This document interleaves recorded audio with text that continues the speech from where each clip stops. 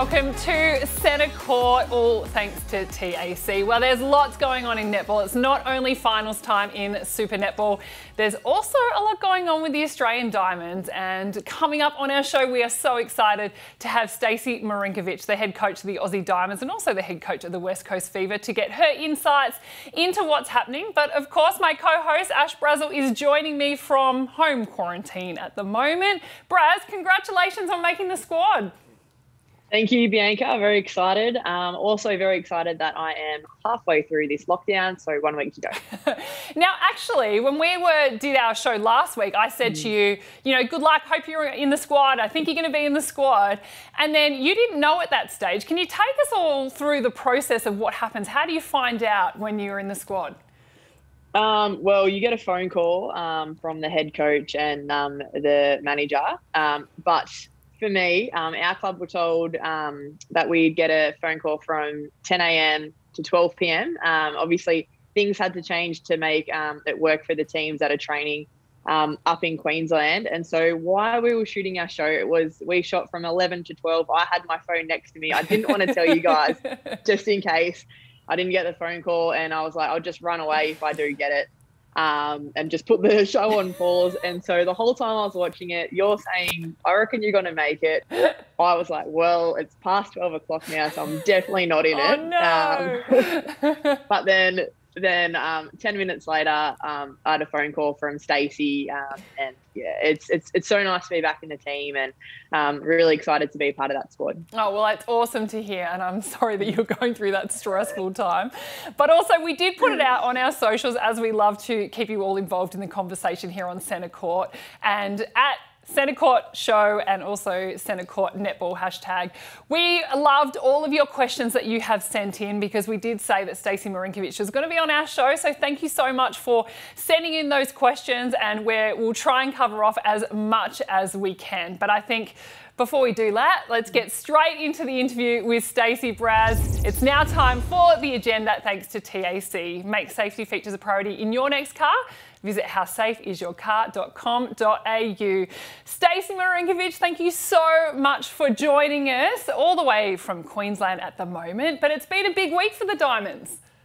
Yeah, absolutely. Anytime you come to selecting the squad, it's obviously a lot going on behind the scenes with the selectors, but it's been going like that, I guess, for the entire season. There's a lot of netball to watch, a lot of players to observe, not only obviously in our Australian competition, but also overseas, and then making sure that we've got the right dynamic that we think can be successful going into our next international series, but then also towards the Commonwealth Games and World Cup. Actually, talk about all the footage that you have to watch, because like you said, it's the New Zealand Games as well. You're watching what's happening here in the Australian Games. You're also trying to prepare West Coast Fever for a final series. Are you ever off screens? Because I can imagine you are constantly watching games.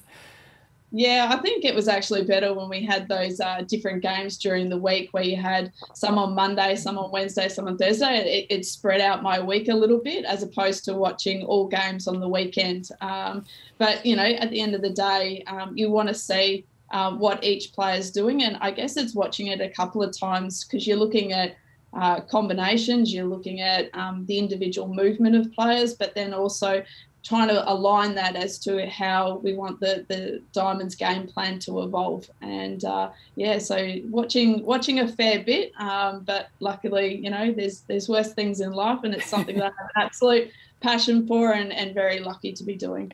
Now, Stace, you go, Braz. I'm going to jump in, B, because I've got a mum question straight off the bat. Yes. You're talking about all the video. It's going all week long. You're not just the Diamonds head coach, you're also the West Coast Fever coach, and you're a mother. Where is Matthew now? I think he is with Janelle Fowler, and then he was moving on to Olivia Lewis's room. So it's actually the Fever players' day off today, and I generally are getting the message as to, is Matthew here? We're ready to play. So he'll be bouncing around the hotel, learning a lot of different things. He comes back into my room and certainly comes out with a couple of things that I just go, I didn't teach you that. I can only imagine. Now, let's have a look at the squad, because we know there is two players who have had brilliant years in Sunday Ariang and Amy Parmenter, who are debuting in the Aussie Diamonds squad. Very exciting for them. Can you give us an insight in how they reacted when you gave them the call? Yeah, probably two very different phone conversations. Sunday was probably a little bit more giggly and you know, very excited and very humbled. And with Amy was just pure emotion, just a few tears, and you could just tell how much it actually meant for her. And I guess it's, I guess it puts everything into perspective that players are out there giving their all, and they have childhood dreams to be putting on the yellow dress, and to have that privilege to have that conversation with a player, knowing that you're, you know, being a part of helping their dreams come true, is a pretty special moment. Being a former player yourself, what's it like for you personally, calling, I guess, someone that has made the team versus someone that hasn't made the team? You've lived it, you've been the player, you're now the coach. How hard is that phone call? Yeah, I guess it's a wave of emotion. The whole day is pretty intense, and I guess that's because you value people first, and you're not playing, but you're dealing with people's emotions and their ambition and what's been driving them throughout a season. And to be able to tell a player that they've made it and rewarded for the performance they put out there is an exciting moment, and you certainly enjoy that high. And I guess then when you've got to tell somebody that they've been unsuccessful, it's probably the number of conversations you have in your head before you actually have it with the player, because you want to make sure that the message is clear, that you're empathetic to the situation, but that you're really honest with it as well, because it's a hard piece of information to take on board. And we know that you've named a development squad as well, which Julie Fitzgerald is the head coach of the development squad. When you look at this and when you're piecing it all together, what is, you know, part of the decision-making process? So for someone like a Emily Mannix, for example, who is in the development squad now, what kind of role do they play in this development squad coming in the next couple of months? And do they still have an opportunity, if good enough or if playing well enough, to get be part of the Com Games selection? Yeah, absolutely. And there's still players that missed out this season that will still be looked at through the Suncorp Super Netball season next year as well. The door's not closed, and you know, we want to make sure that the squad that's been named is kept honest, but also different players have different challenges throughout a season, and people have had injuries, people have their challenges off the court, and sometimes they are in a stage of learning new skills, so that development is still evolving. And I guess that's the thing with Emily. She had you know, quite a few injuries going into the season, so pre-season was disrupted, and then obviously had the injury through the season, which we didn't get to see a lot of consistent match play. So yeah, there's times where you do look at a player of what they've done before, where they're headed, and do you see future growth? And I guess that's where we've seen the development. There is quite a bit of youth there, thinking towards World Cup in 2 years as to how those players can keep progressing. But as Braz would allude to, Suncorp Super Netball is hugely competitive. There's a lot of depth, and you have to be producing your best game to get selected. Stacey, as a new CEO for Netball Australia, new Diamonds head coach, do you feel like you're a part of a new frontier of netball? Yeah, absolutely. I think Kelly's come on with really strong leadership. I think her messaging is very clear. I think she has a great vision for what we're trying to do as a sport.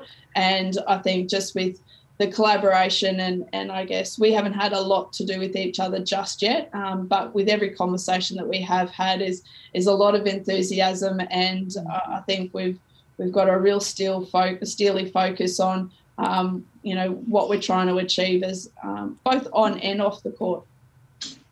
And Stacey, we did put it out to all of Netball Twitter, who we know just love the game so much, and they've sent in some questions. We've got this one for you from Ali. So with the selections now done and dusted, how do you go in processing who to pick in the team, and how excited are you about the opportunity to get to play in the next series that we've got coming up?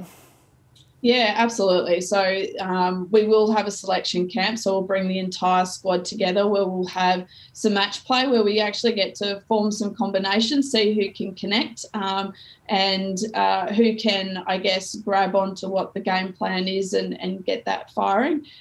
So a couple of days of that, and then it'll be observed, feedback will be given, selectors will go away and we'll pick then a team of 12 with 3 reserves for the upcoming series. So there's still a bit of work to do, but as teams have come out of the finals, they'll start getting their programs that they need to do. You have to mentally refresh physically as well, and then, you know, get back into it, making sure that the body and mind is ready to go for those trials. And no doubt you also have a lot of contingency plans in place because COVID has not been our friend of late. And, you know, can you give us a bit of an insight into if you can't go to New Zealand or if the Constellation Cup series can't happen, are there other test matches planned or some more preparation for the team in the lead up to Com Games? I know that management is certainly looking at opportunities for us to be playing international netball at the end of this season. So we've just got to hold tight. As you say, it's ever evolving. I think I've got plan A to Z, not only who we play, where we play, how much lead in you've got. But, you know, that's what it's been like for the last 2 seasons of netball. So, yeah, we're pretty adaptable. Players will be ready to go. And I'm just looking forward to actually getting some time with the players where it's really performance focused. Yeah, and last series, Stacey, we saw Caitlin Bassett and Liz Watson share the leadership roles. What will be the process of picking the next Australian captain? Yeah, so obviously it was a really different dynamic going into the last series. We didn't have a lot of time together, and then the time we did get to spend was in isolation in New Zealand. So what we tried to do across that series is get an understanding of what skill sets we actually had across the Diamonds group, where was our strengths, and I guess where's the development needed for leadership across our entire team going forward. It was all intents and purposes that a Diamonds captain will be selected, particularly for the Commonwealth Games coming up, and it's a balance of working through the understanding of what the players value in terms of leadership, who they actually see in those leadership roles, and then balancing that also with the broader context of what Netball Australia needs as well. So there'll be a very strong player voice in terms of the selection, but also we need to make sure it's all encompassing in terms of commercial and all the other things that a captain of the Diamonds has to be able to do. And I think it's really important, that insight, Stace, because, I mean, in teams that I've been in, it's so important to have time together, and you just have not had time together. Even in that last series, it was just such a short amount that you got to prepare for that test series. And, you know, I really do feel for you guys at the moment, because it's something that, you know, we've had so much in the past, is so many camps together. And I remember Com Games, one of the Com Games in the lead up, every 10 days, we were at the AIS for 5 days. We'd come home for 10 days, and we did that for about 4 months. And it was massive, but it was so important part of the process. You say that you obviously keep an eye on New Zealand, no surprises, but did you take a look at their squad, and what were your thoughts on the squad that they named? Yeah, I guess with their squad, they've added some new talent through, and I guess you got to see some of that with Grace Nweki. I'm not very good at pronouncing names. Me neither, don't worry. you saw her performing in their grand final for Mystics on the weekend, and she's an incredible talent, extremely athletic, and I'm not surprised to see her really coming through their ranks. And you know, then they've got the balance of their experience. They've got a couple of players injured as well that I'm sure will challenge to get back into that. And with Amelia Rand obviously expecting her little baby. So they've got a really good mix of experience, but I think the youth that's coming through will certainly invigorate. And knowing Nolene as the leader of their program, New Zealand certainly won't stand still. So we've got to be pushing our program forward and making sure that we get true alignment and cohesion out on court, because New Zealand definitely played very well as a team. Yeah, and speaking of Nolene, a question that we had from Twitter as well from Emmy. Nolene's been very public about her really high demands that she has in the fitness, you know, making sure every player needs to get 16.3 on the yo-yo before they're even considered for selection. What's one of the non-negotiables that you have for your players? Yeah, I think for us, it's really making sure they come in with obviously ambition to drive themselves as individuals, but the team is overriding. So everything that we do is for the performance of the team. And I guess that's one thing that, you know, we really drive from within, and it's the way in which you're going to get the best connection and building those relationships, so that when under the most intense pressure, we're able to really stick to the plan and execute with great resolve. And Stacey, if you stand back and look at the squad that you've just selected, what's the most exciting thing for you?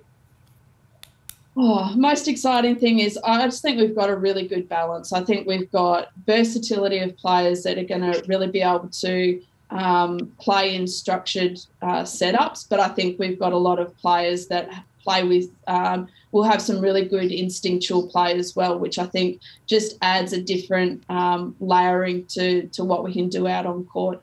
You know, you've always got to get the balance, bringing players together. You don't want them to be textbook, and you certainly don't want to take away their strengths. So you've got to give them an element of freedom to be able to do what they do, but put some structure around so that they can connect with the people around them. And we also had a question from Livy on Twitter, and this really does go with what you're saying around, you know, your plans in terms of strategy and tactics. Do you do similar to what the Diamonds have always done, or does your coaching brain go to whole new strategies that you think we can try out there to try and get back that #1 and the Com Games gold and the World Champs gold? I think there's an element that you look across Suncourt Super Netball, the way in which the Australian teams play. It's highly athletic, a lot of movement, plays with speed, really, you know, physical presence in their one-on-one defence. So you certainly wouldn't want to take away from that, because that's what the players are doing day in and day out. But I think there's some ways in which we can control space out on court as well defensively. And then from an attacking point of view, I think there's a way in which we can play really direct. But as you've seen, a lot of SSN teams are getting very good at holding possession and changing tempo of game. So I think we can get the blend of being able to do both. Well, we've got you on here. You've been very generous with your time, Stacey, but we'd love to talk about West Coast Fever as well, going into the final series. Probably not the prep that you wanted with how the round 14 ended, but going and sitting in the position that you are now, how are you going to tackle this final series?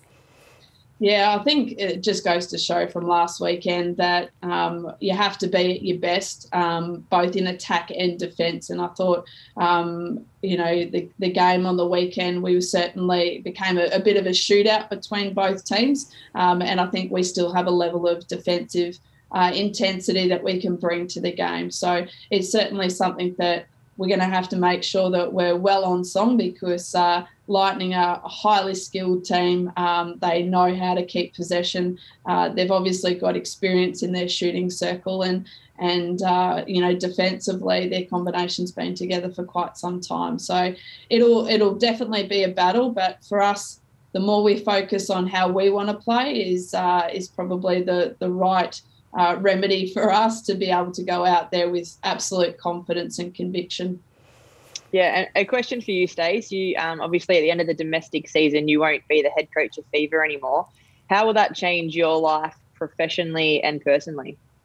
Yeah, it's obviously something I'm very aware of going into each game, that this is not only the last game for the season, but the last game in the green, which obviously you get quite emotional about. But, you know, for me, it's for right here and now, it's making sure that I've had no stone left unturned in making sure that the team's prepared, that I'm prepared to coach well on the weekend. And then post that, it's still still you do a close off with the players. There'll be a really good handover once the new coach is appointed for the Fever. So it's a unique situation that I get to leave a club, I guess, on my terms, and it's also with a view to keep growing the club. So that handover will be really transparent, which is a bit different if you're going to another club. And then life after is, I'll end up relocating to the East Coast. You just get a closer connection with Netball Australia. It's obviously easier to move up and down the coast in a non-COVID world to be able to see games and interact with a lot of teams. So certainly we'll still, go over to the West and see what the Fever and the WA pathway is doing. But, that's where my, I guess, interaction becomes a lot easier within clubs during a season because you do have to keep at arm's distance at different times and respect what teams are doing when we're actually competing against each other. And is there any time frame on the announcement of the new Fever coach? To be honest, I'm not quite sure. I think it'll be towards the end of the season. I think, once the CPA and all those type of things are in place where you can do your recruiting, it'll be sure to be known that who the new Fever coach is. And, I'm not a part of that panel, but, the club certainly has been going through a really thorough process to make sure that the players are really comfortable and that the club can keep growing and building.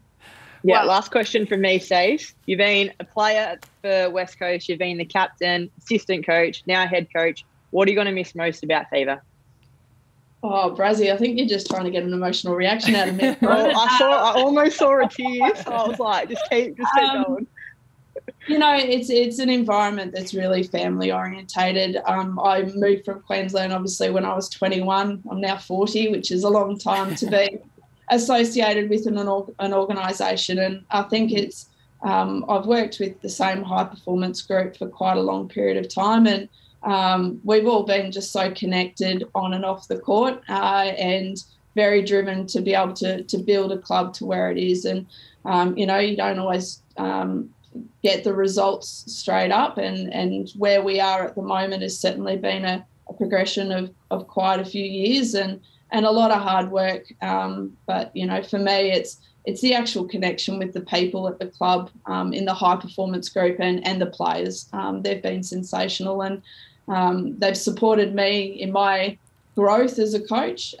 They've challenged me on many different occasions, and I'm such not only a better coach for it, but just a better person. It sure is those connections that really do make sport what it is, and our sport in netball what it is as well. So thank you so much, Stacey, for joining us. We really appreciate all of your time and answering all of our questions and our Twitter family's questions as well. And we wish you all the best, not just for the final series coming up, but that you get all the time you need with the Diamonds in preparation for Com Games next year. I think I'm just going to refer back to all the time that you had those how many weeks apart and just go, I think we need to go back to the old school. Sorry, girls, in advance. Look out, Braz. Thanks again, Stace. Thank you. Thanks to Stacey for coming on. I think that's just showing even more how much Netball Australia are being so open, and as soon as something happens, they put Stacey up and allowed her to come on a show. So that was the agenda, all thanks to TAC. How safe is your car? Let's get stuck into Suncorp Super Netball Finals with the nitty-gritty. Thanks to Lexus of Berwick, your hybrid destination of choice. Visit lexusofberwick.com.au. Now, Braz, it's going to be a huge final series. It's probably the top four did not end the way that I thought it would, and that's where I like it, because there is going to be surprises, I think, that are going to happen all over the place. Now, when we talk about the minor semi-final, we're talking about Fever taking on Lightning. I did not think the Fever were going to end up in that third position on the ladder, but they have, and they now will be taking on the Lightning. And what I think is really interesting is take a look at what's happened in their past matchup. So in round 3, the Lightning, they had a pretty devastating loss really to the Fever. And then come round 10, they completely changed it around, and they did that off the back of losing to the Vixens, who we know have ended up on the bottom of the ladder. So the Lightning have been a bit all over the place this season. Sometimes you see them really come out to play. Other times it's just they can't seem to get it together. But the Fever, I did not think would be bothered by the Lightning, but they have been, and I think that's what's going to make this semi-final great. And I think that you talk about the Lightning, that is their whole season. You honestly do not know how they're going to rock up on the day. They're either unbelievable or you can just somehow pick them off on the day. The big question for me, though, is will Steph Wood play? I think she's a massive part of this team. And I feel like with her out and moving Cara KOENEN to goal attack, you actually lose the strength of Cara KOENEN. Oh, I agree with you, and we'll talk about that throughout. There's been a few injuries. There's been players that have sat out in round 14, whether that's in preparation for finals to give players the most rest. How would you feel sitting out round 14 knowing that you're going into a final series? Would that change how you prep as a player? Would you feel like you needed that extra game under your belt? Again, B, I'm probably the wrong athlete to ask this. I feel like a week off always makes me a better athlete. I think with Steph, she's so experienced. We know she's had a few niggles throughout the year. Her knee's heavily strapped, even though we think it's an ankle injury that she's out. I think having Steph for the week out was probably the best thing for her preparation heading into finals. But this is a game we need to see Steph Wood on the court. Yeah, we absolutely do. Now, you've been very creative while you've been in home isolation, and you were saying, B, we need to do our key matchups. You really put me to task and made me do my homework. So I'm going to let you start us off. What's your key matchup for this game? Listen, I know we could have gone either end, but being in mid-court for me, I think my matchup is going to be Jess Anstis versus Laura Sherian. Now, for me, Laura Sherian is one of those wing attacks that I personally hate playing. She is quick, she's speedy, and she's short. So trying to find her on the court is very hard. I think Jess Anstis is up for a really strong challenge. I'm not sure if they will be playing Jess or they'll be playing Stacey, but I'd love to see what Jess can do on Laura Sherian. I did have a look at the stats, though, and what I do like about Lightning is Laura Sherian and when Steph Wood is on, share the centre pass receive. So last time they played Fever, Laura Sherian had 24 centre pass received. Steph Wood had 21. So they are keeping the goal defence and wing defence guessing. Yeah, like I said, it's going to be a tough ask for Jess Anstis this week. Oh, absolutely. What about you? Oh, well, for me, I mean, no surprises. I've gone down my end of the court, and Courtney Bruce is of huge interest to me in this game. And I think she's going to be taking on Cara KOENEN, and Cara KOENEN would have to be the most informed Aussie shooter right now. And it's the way she plays the game that I think is so impressive. Unlike a lot of the shooters in Suncorp Super Netball who stand there, they hold, and as a goalkeeper, you get so used to moving around the body at the front and those tactics that you would have, whether you're coming up against Fowler, or whether you're coming up against Shimona Nelson. And what I really like about Cara KOENEN's game is that she is on the move, she uses the baseline really well, and she does have that element where she can hold off a goalkeeper. Courtney Bruce in there, I think it was round 3 game when they came up against each other. Courtney Bruce was player of the match, and she did it in 3 quarters of netball. The first quarter, they were all pretty average, the Fever. They came to play in the next 3 quarters, and it was the most disciplined netball I'd ever seen from Courtney Bruce. She got very limited penalties. She was in play. She was attacking the ball, and her and Sunday Ariong and their combination, they really didn't find Wood and KOENEN difficult at all. And then when you saw their round 10 game, that was the complete opposite. Bruce still had a reasonably good game, but it's the way that she tackles it with a combination with Sunday Ariong, which I think is going to be really important. But I can't wait to see how this game pans out, because I know Courtney Bruce would have watched her game last week and realised that she didn't really stand up when they needed her. She just seemed a little bit flat-footed, and as a defender, you need to be up on your feet. You need to be dancing around your shooter and prepared for whatever they're going to throw at you. So I hope Steph Wood's on the court, because I hope that means Cara KOENEN is back at goal shooter, because that is where she's at her absolute best. I think that's really crucial, and you've come up against both of those players. How hard are they? I know you don't directly play against them, but they have such huge impacts for their team. Oh, they do. And it doesn't matter who is firing. You know, if one of those 2 players you just mentioned, B, are on, then their whole team is on. The key for me is KOENEN as well. Like you said, it's her being able to move as much as she does to keep Courtney busy, because everyone knows Courtney likes flying out and getting intercepts off the wing attack, and centre. If they can keep Courtney in the circle, if you have Steph Wood at the front, keeping Sunday Ariane busy, it's going to be really hard to get Courtney in the game. So, it's going to be interesting. I'm actually excited because I did not expect Fever to be in a position where it's a knockout round. So I'm very excited. I know, which is a scary kind of fact because I feel like they love when the pressure's on more so than when they're, just cruising through the season too. One other player who we haven't mentioned, and that is Verity Charles, who also probably wasn't at her best last week in round 14. Verity Charles is a pivotal player to Fever. Her connection with Janelle Fowler is huge. And I really think that sometimes, and it's unfortunate for Verity, but sometimes she does go missing in these massive games for Fever and that she's not at her strongest, but it's also because the opposition team know if they can break down that connection to Fowler, they can't get the ball off Fowler. So you have to do the work up the court. You know that as a wing defence. To try and help out Jiva at the back, you've got to do so much work on that transverse line and slowing the ball down. And I feel like the Lightning will have a huge focus on that too in trying to break that connection between Charles and Fowler. Yeah, and coming up against Fever, I know for me, whenever I play Fever, my sole focus is Verity. You look at the other players like an Emma Kosh, a Jess Anstis. Yes, they do feed the ball really well to Fowler, but Verity is the one that can throw her the ball anywhere on court, even after a centre pass received. So she's has no fear on throwing the ball in. She plays a little bit like a street baller, so you have to go into the game with a little bit of sass, knowing that Vez is going to do these tricked passes, trick jumps on the feed, but you just can't let that get to you. And if her vibe's up, the team's vibe's up. She's a ball of energy. I love watching Bez play, and I've loved watching her in the last couple of years grow as an athlete. Yeah, and her speed as well. The speed she tries to play at, I'm like, whoa. The way she moves the ball, it is unbelievable. All right, let's turn our attention to the major semi-final. Now we know the winner of this will go straight into the grand final, and unfortunately for both Sydney teams, I don't think that's going to be at home because you won't be able to get your way through to a home grand final in Sydney at the moment.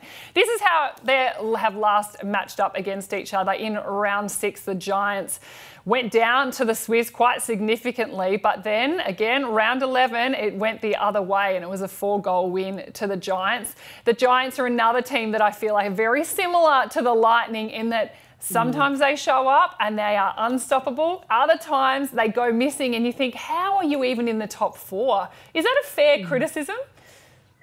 Oh, definitely. But you said it, not me. I think they're a great side, and it's the bookends as well. If Joe Harton and Sophie Dwyer are shooting those long bombs, it definitely gets in your head as an opposition player because a 10-goal lead is actually nothing.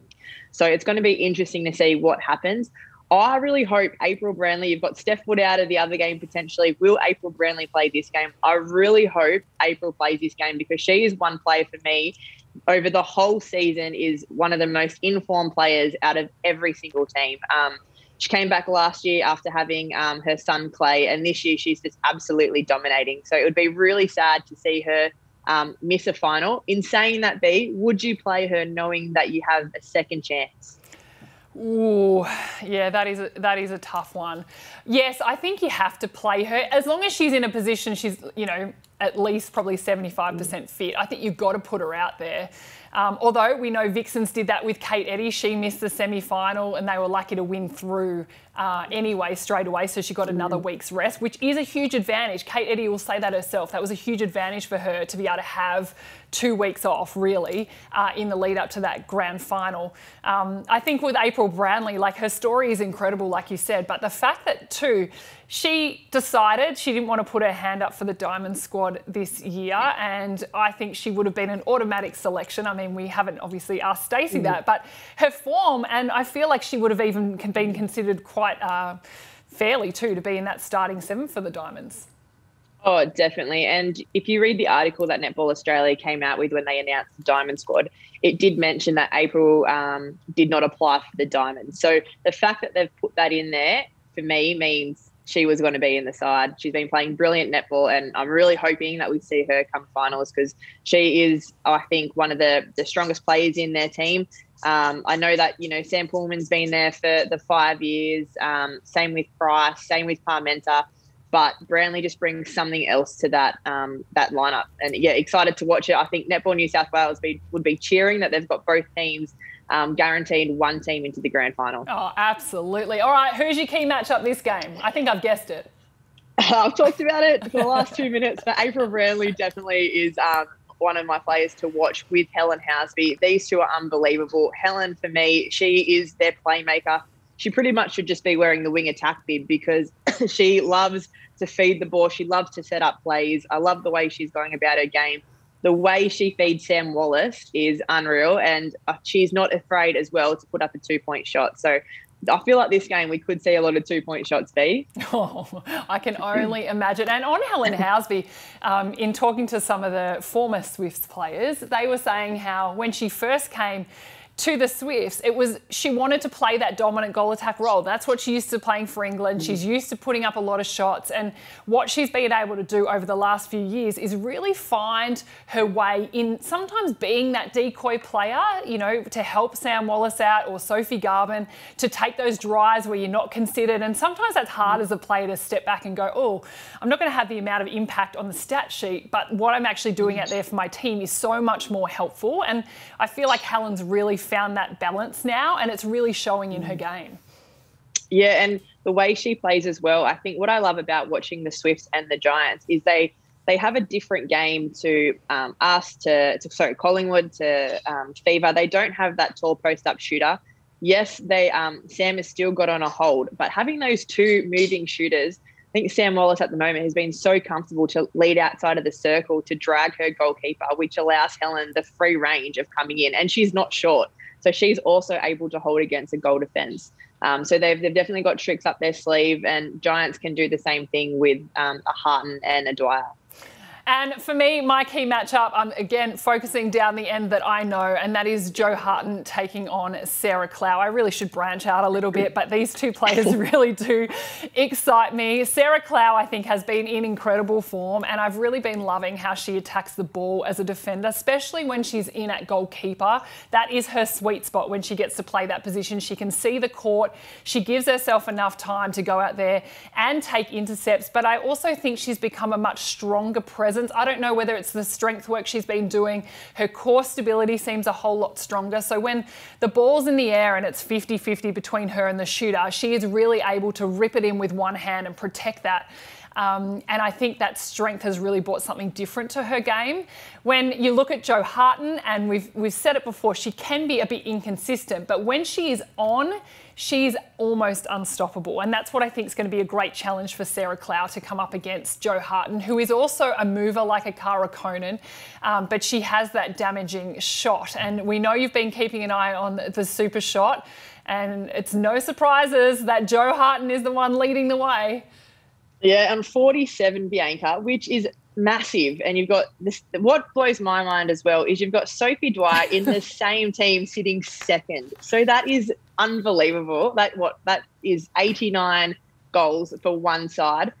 The thing that shocks me though is, you know, I do love my stats. I did go back and have a look how many super shots Jo scored last year, and she scored 78. Whoa. So she has dropped in numbers, but I actually think that's the way that the game is now played. I think the defenders are very much they stand in the 2-point zone, so they allow the 1 point in the last 5 minutes.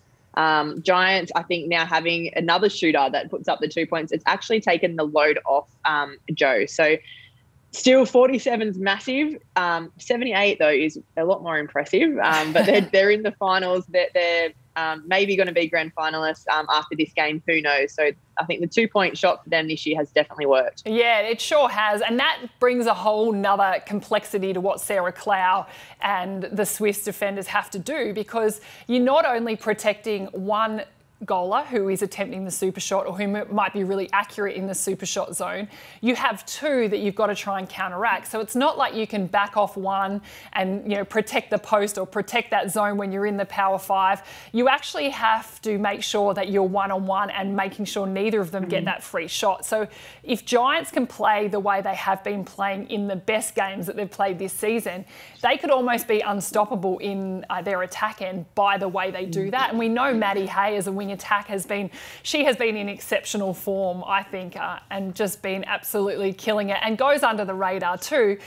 She's just added a whole new dimension to their attack end, and you've had to play on her before. What's she like to play against? Like you said, B, she's so unassuming. She's so underrated. The fact that she is getting most centre pass receives, most feeds out of pretty much anyone in the league.